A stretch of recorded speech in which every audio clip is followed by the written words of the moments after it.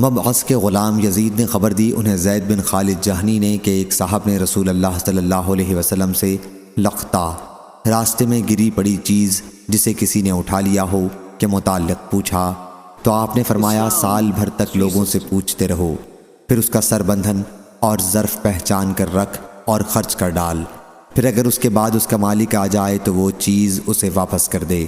پوچھا یا رسول اللہ صلی اللہ علیہ وسلم بھولی بھٹکی بکری کے متعلق کیا حکم ہے؟ آپ نے فرمایا کہ اسے پکڑ لا کیونکہ وہ تمہارے بھائی کی ہے یا پھر بھیڑیے کی ہوگی۔ پوچھا یا رسول اللہ صلی اللہ علیہ وسلم کھویا ہوا اونٹ؟ بیان کیا کہ اس پر حضرت صلی اللہ علیہ وسلم ناراض ہو گئے اور آپ کے دونوں رخسار سرخ ہو گئے، یا راوی نے یوں کہا کہ آپ کا چہرہ سرخ ہو گیا۔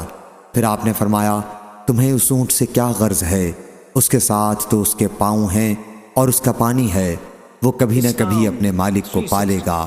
صحیح بخاری حدیث نمبر 6112۔